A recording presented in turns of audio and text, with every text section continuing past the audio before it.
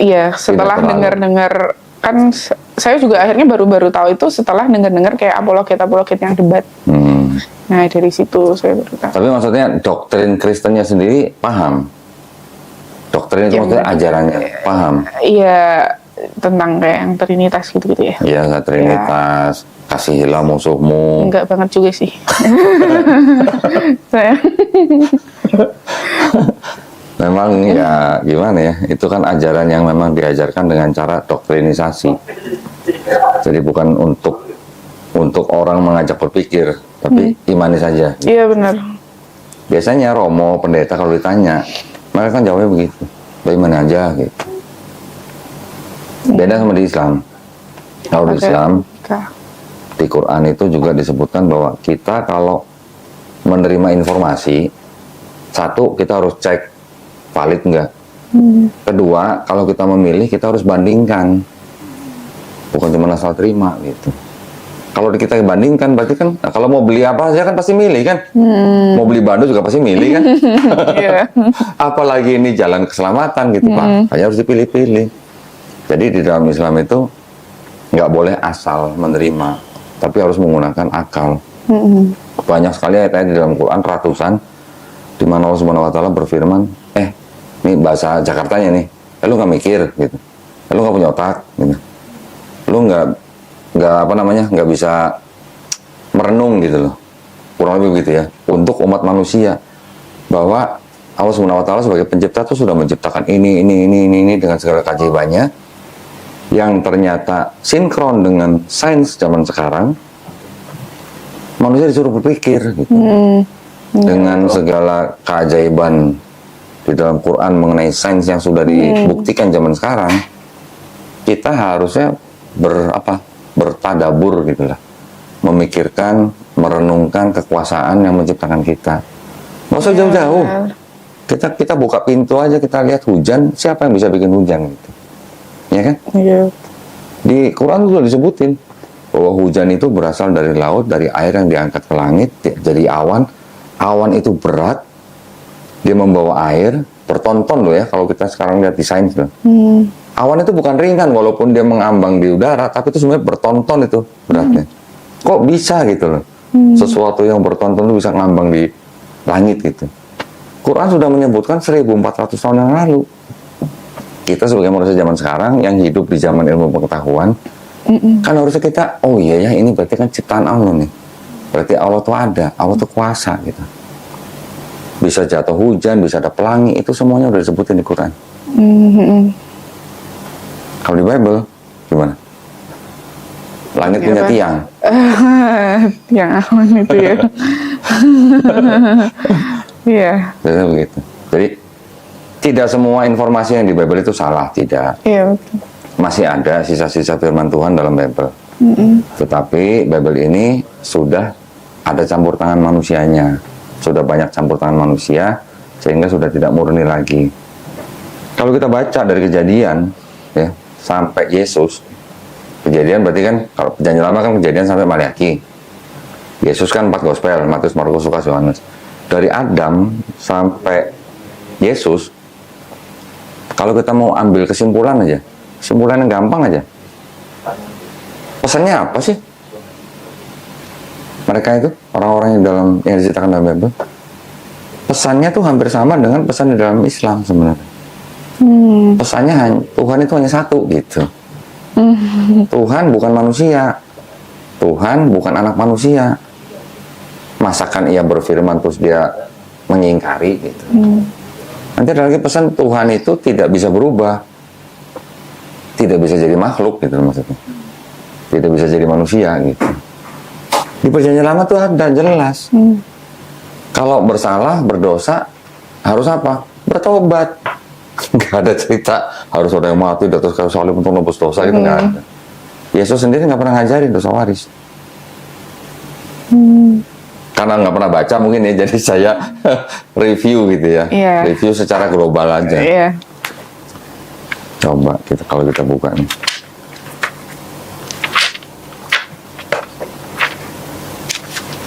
Ini sebenarnya pesan-pesannya juga masih ada banyak yang benar gitu. Ini kitab suci Katolik loh. Iya. Ini ya, ini Katolik nih bukan Iya. tapi sama aja isinya, bedanya cuman ini 73 kitab, kalau yang Protestan 66 kitab. Oh. Nah, 23 pasal ayat 19. Sorry.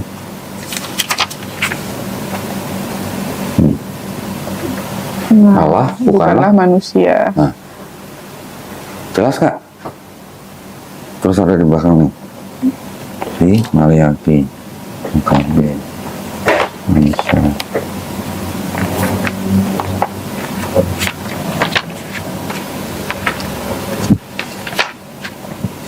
Maliaki di mana, ingat nggak?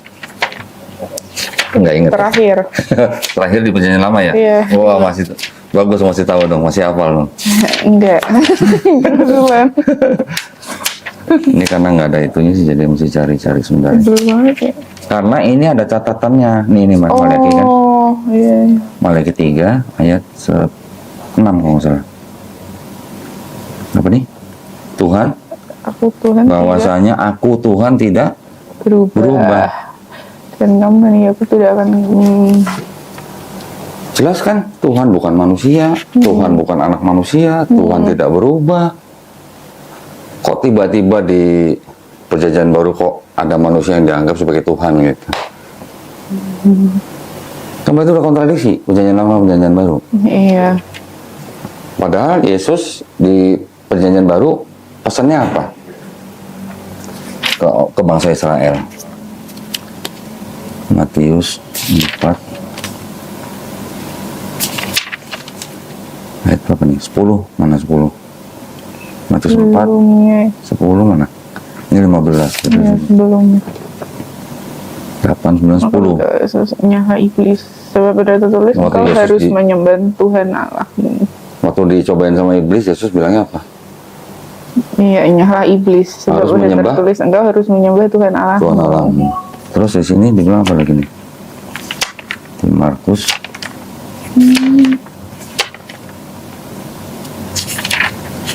Markus 12 ayat 29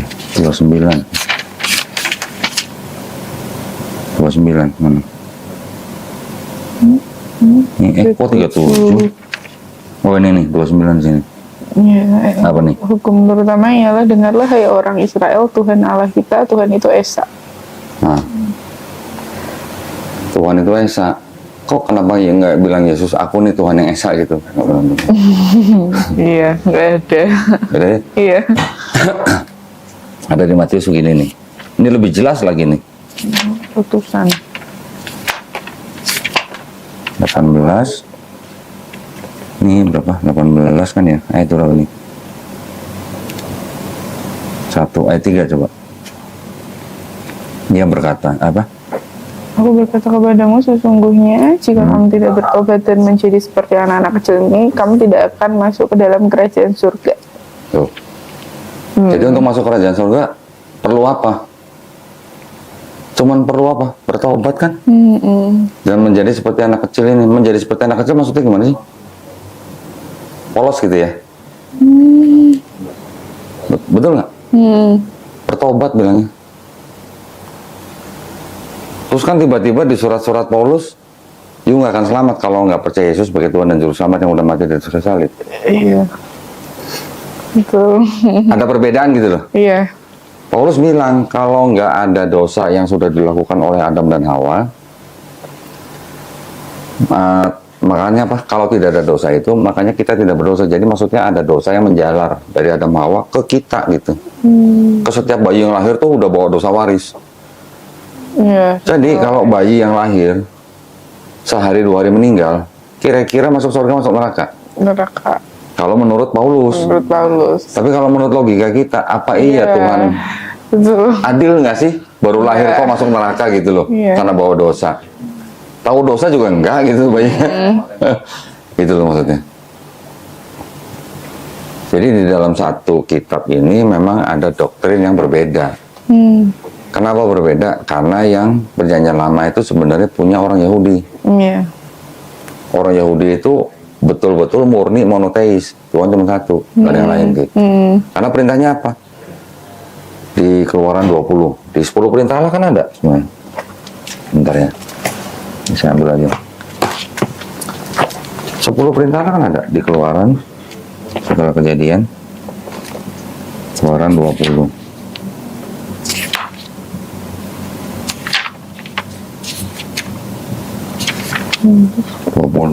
Ayat 17 kalau nggak salah. Coba. Jangan apa? Jangan mengingini rumah Sebenarnya dari sini. Yang iya, yang ini ya. hormatilah sebelumnya sebab yang hukum pertama. Sorry sini. Yang kayaknya.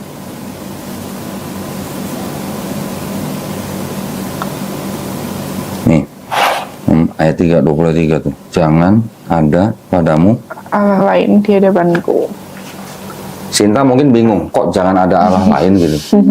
Mungkin bingung kalau orang Islam. Kenapa? Karena kalau di Islam, nama Tuhan Sang Pencipta itu adalah Allah. Ya Allah. Kalau di Kristen, di Bible Kristen, mereka pakai kata Allah. Tapi ada yang A-nya kecil, ada yang A-nya besar, ada yang huruf besar semua, ada yang huruf kecil semua gitu. Iya. Beda-beda. Jadi kalau yang Allah cuman apa namanya? Huruf A-nya aja yang besar, itu sama dengan Rob. Kalau di Islam. Kalau Allah yang hanya kecil, semuanya kecil, itu di Islam sama dengan ilah, sesembahan. Kalau kita kan jelas, kalau ditanya nama Tuhan Sinta siapa? Allah. Tuh. Nggak akan pusing gitu kalau orang Islam. Tapi kalau di sini ada yang tulisan Tuhan, Tuhan dengan huruf T besar, ada yang huruf besar semua, ada yang T kecil, betul kan? Nanti jadi mereka punya istilah Tuhan Allah gitu. Kalau orang Kristen nih, karena kita tes aja nih, kita tes nih, bedanya Tuhan sama Allah itu apa? Iya. Kalau di Bible? Kalau di Bible pasti sama. Disamakan. Kalau disamakan, kenapa di 1 Korintus 8 ayat 6 dikatakan bahwa hanya ada satu Allah saja yang Esa, yaitu Bapa, dan hanya ada satu Tuhan saja yang Esa, yaitu Yesus. Kenapa dibedain Yesus sama Bapa? Yang Bapa Allah, Yesus Tuhan gitu. Iya. Pasti bingung.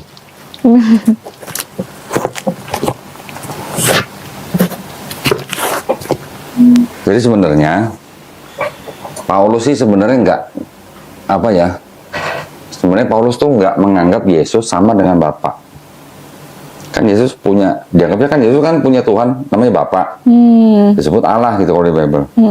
Paulus itu menganggap Yesus itu bukan Bapa, tapi hanya pengantara. Ya, cuman Paulus ini kan mengajarkan sesuatu yang tidak diajarkan oleh Yesus gitu, yaitu dosa waris gitu.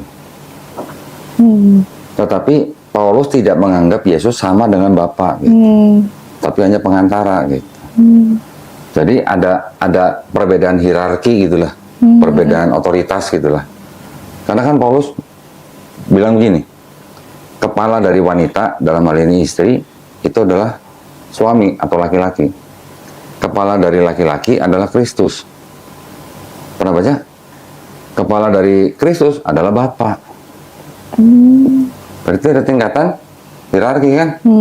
Nah, berarti Paulus menganggap Yesus tidak sama hierarkinya dengan Bapa. Jadi situ tapi sama gereja kan diterjemahkan lain, sama gereja ditafsirkan lain. Yesus itu adalah Allah yang sedang berkarya di bumi gitu. Tuhan itu artinya menurut orang Kristen, Tuhan itu artinya Allah yang sedang berkarya di bumi gitu, yang sedang jadi manusia gitu. Jadi banyak kebingungan nantinya pasti. Iya, Pasti banyak kebingungan. Itu kira-kira. Doktrinnya ini sebenarnya adalah doktrin yang boleh dikatakan penerus daripada doktrin pagan. Pernah dengar pagan? Dewa-dewa. Zeus. Iya, Zeus. Menghamili perempuan muda namanya Danae. Punya anak namanya Perseus. Terus menghamili perempuan lagi namanya Hercules. Menghamili dewa lain punya anak namanya Helen gitu. Jadi ada dewa, kalau di Yunani itu kan dewa kan banyak. Tetapi ada satu dewa yang paling tinggi yaitu Zeus. Nah, Zeus ini bisa punya anak dari manusia, anaknya disebut setengah manusia, setengah dewa.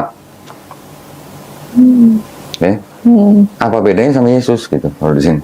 kalau Yesus dianggap sebagai Tuhan. Gitu. Ada Bapa menghamili Maria, ya, punya anak Yesus. Yesusnya disebut 100% manusia, 100% Tuhan. Mirip kan sama konsep di pagan itu kan. Dan di dalam Bible ini ternyata banyak sekali ayat-ayat yang mengindikasikan bahwa itu mereka mengadopsi dari budaya pagan. Yang membuktikan Bible sendiri loh. Jangan kaget ya. Ini namanya New American Bible. Ini Bible-nya orang Amerika lah. Tapi ini yang dianggap sebagai Bible-nya orang Katolik gitu ya. Pernah denger dong, Karin dong. Pada mulanya adalah firman. Yang firman Allah jadi firman. Dan firman itu bersama-sama dengan Allah. Dan firman itu adalah Allah. Kemudian di ayat 14, dan firman itu menjelma menjadi manusia. Jadi Yesus dianggap sebagai firman. Yang jadi manusia gitu. Pernah dengar? Nggak tahu sama sekali. Ini kan, in the beginning was the word ya, dan seterusnya. Di sini ada keterangan nih. Ini kalau mau dibaca, ini ada kata-kata apa? Ini Hellenistic filosofi. Kalau mau dibaca silakan. Hellenistik itu adalah budaya atau filosofi pagan dari Yunani kuno. Yang tadi saya bilang, Dewa Zeus punya anak Helen gitu. Helen itu yang menjadi kata Hellenistik.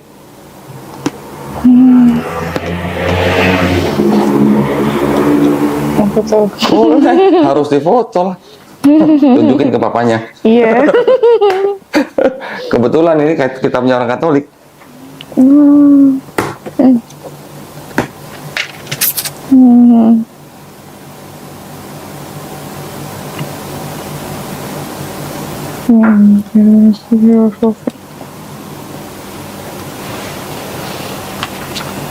Ada buku apa ya saya waktu itu ya? American Bible. Ini buku yang nulis bukan orang Islam nih. Yang nulis juga kalau nggak salah orang Katolik sih. Penulisnya namanya Sam Oputa. The Greatest Celestial Deception. Jadi apa? Penipuan terbesar perbintangan ya. Ini ada kata-kata begini. Yang saya kuningin.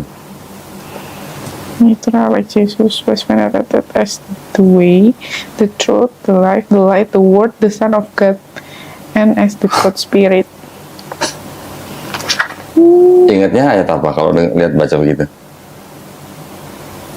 Yohanes 14 ayat 6 dong. Akulah jalan dan hidup. Akulah jalan dan kebenaran dan hidup. Tidak ada seorang pun sampai kepada Bapa kalau tidak melalui aku.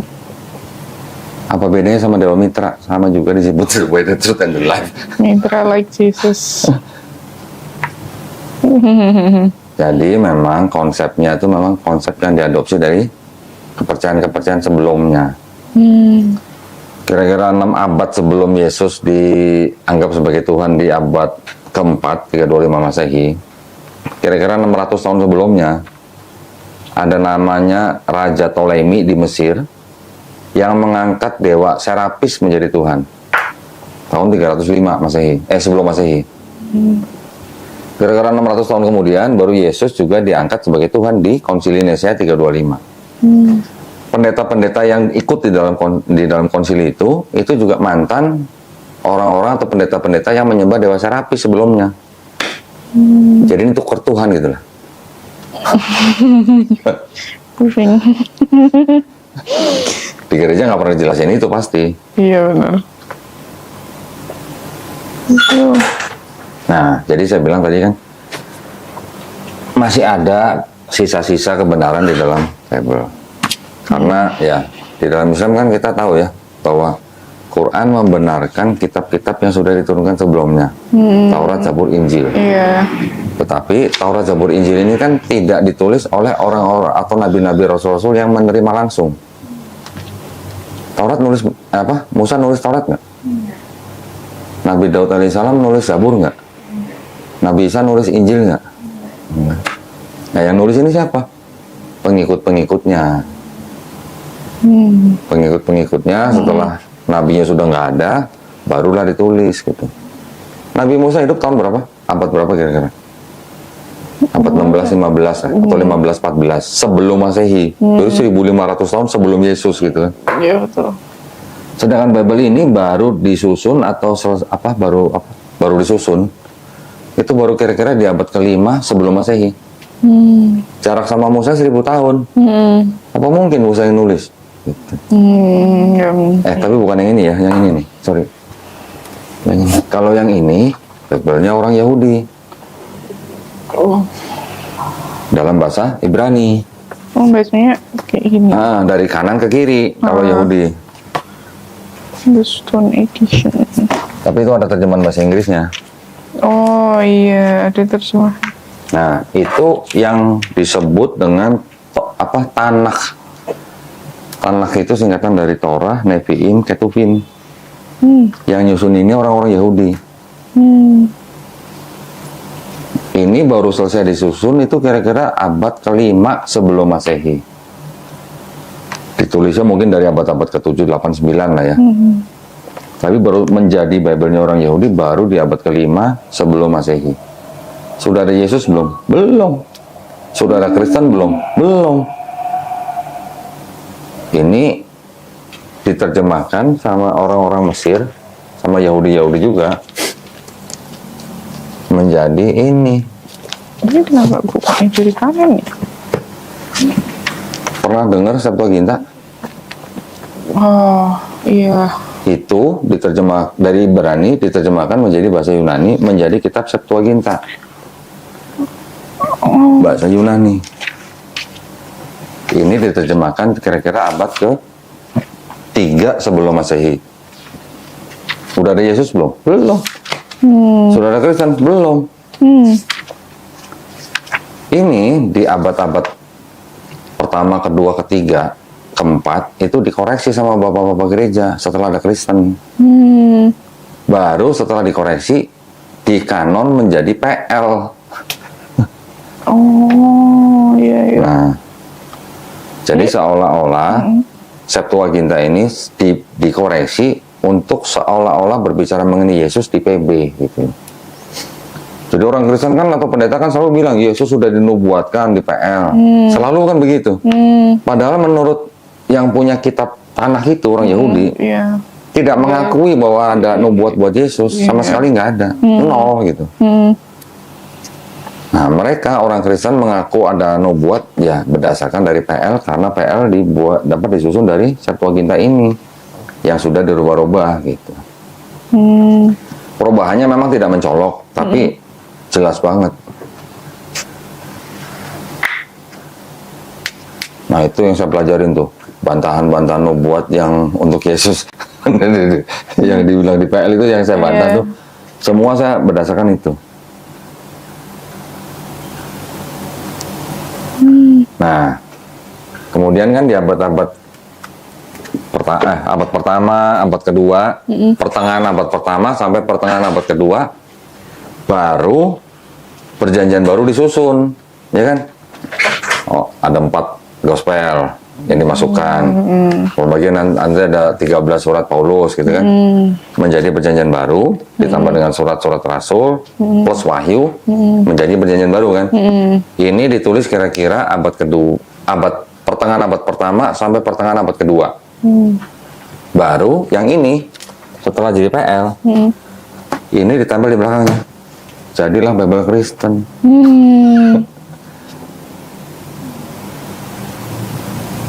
Gitu. Di abad keempat baru jadi Bible Kristen.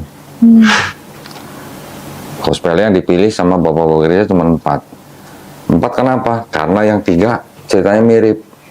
Yang 1 beda sendiri, tapi walaupun begitu sama-sama menceritakan bahwa Yesus salib gitu. Nah, ini setelah abad keempat nih, kan baru ada kodeks-kodeks nih yang ditulis yang pertama-tama nih. Beratus-ratus tahun kemudian, dari abad keempat sampai abad ke-15 atau 16, baru ada Bible yang ini sudah ada penyusunan Bible lah atau penerjemahan Bible ya ke bahasa-bahasa, ada yang bahasa Inggris, ada yang bahasa Latin, ada yang bahasa Jerman gitu. Kira-kira di abad ke-16 baru disusun ulang Bible Kristen yang berbahasa Yunani. namanya Textus Receptus. Tetapi di dalamnya sudah ada tambahan lagi. Yang di abad keempat tidak ada, di abad ke-16 atau ada. Mau tahu nggak? Apa? Contohnya, Iya. nih ada di sini.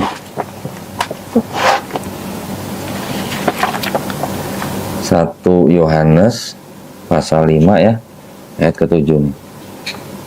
Coba baca nih. Sebab ada apa tuh? Ini saya ambil. Oh iya. Sebab ada 3 yang memberi kesaksian di dalam surga Bapa, Firman, dan Roh Kudus, dan ketiganya adalah 1. Terus?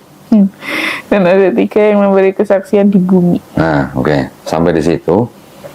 Kan di situ baru kelihatan jelas bahwa seperti terdengarnya seperti doktrin Trinitas. Ada Bapa, ada Firman atau Putra, ada Roh Kudus, dan ketiganya 1. Itu kan doktrin Trinitas. Ya kan? Tapi ternyata di sini ada catatan begini nih. Dari sini. Ayat 7 sampai 8 nih. Dibaca coba. Sampai sini nih.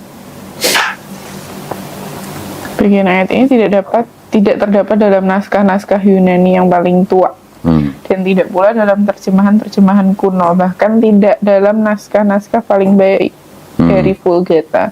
Bagian ini kiranya aslinya sebuah catatan di pinggir halaman salah satu naskah terjemahan Latin yang kemudian disisipkan ke dalam naskah-naskah oleh penyalin, dan akhirnya bahkan disisipkan ke dalam beberapa naskah Yunani. Karenanya bagian ini pasti tidak asli. Tidak asli apa? Palsu. Cari yang ngomong bukan saya.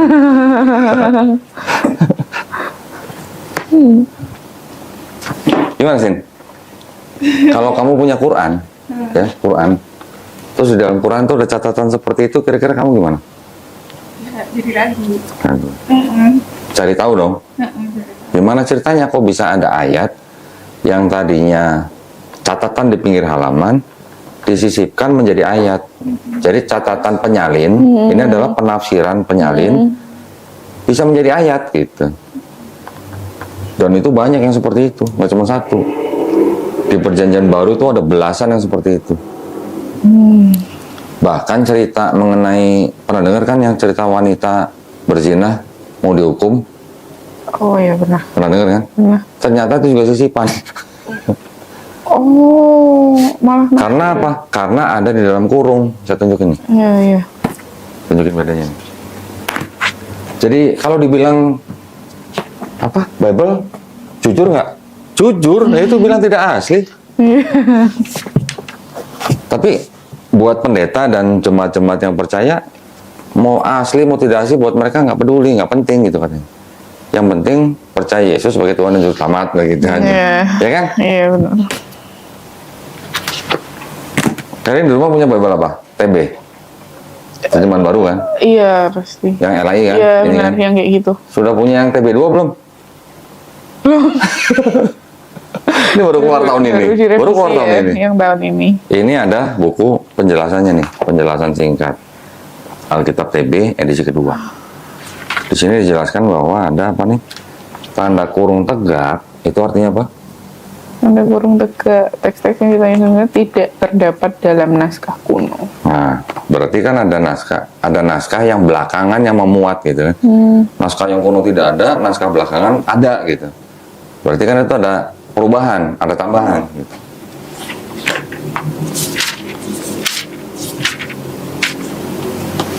Berarti ini Yohanes 7 ayat 53 nih ya. Berarti 753 tuh, yang 53 tuh masuk di angka 8. Sebenarnya 753 nih. Ya, ini kan cerita mengenai yang wanita yang berzina nih, yang mau dibunuh nih. Ya, pegang.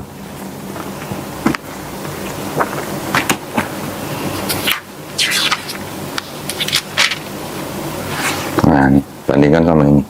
Ini ayat 53-nya ada dalam kurung nggak? 53 masih 8. Nah, Yang di situ 53 ada dalam kurung nggak? oh enggak ada. Yang ini? Ada, ini yang baru ya. Ini TB2. Lalu mereka pulang, oh iya. Berarti yang di sini tidak ada dalam kurung dianggapnya ayat asli.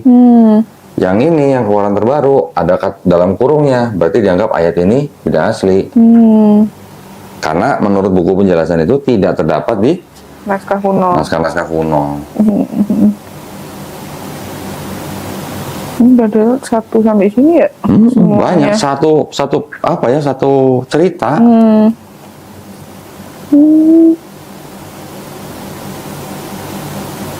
Ada lagi yang begini. Bentar, saya ambil dari yang TB dulu nih. Iya.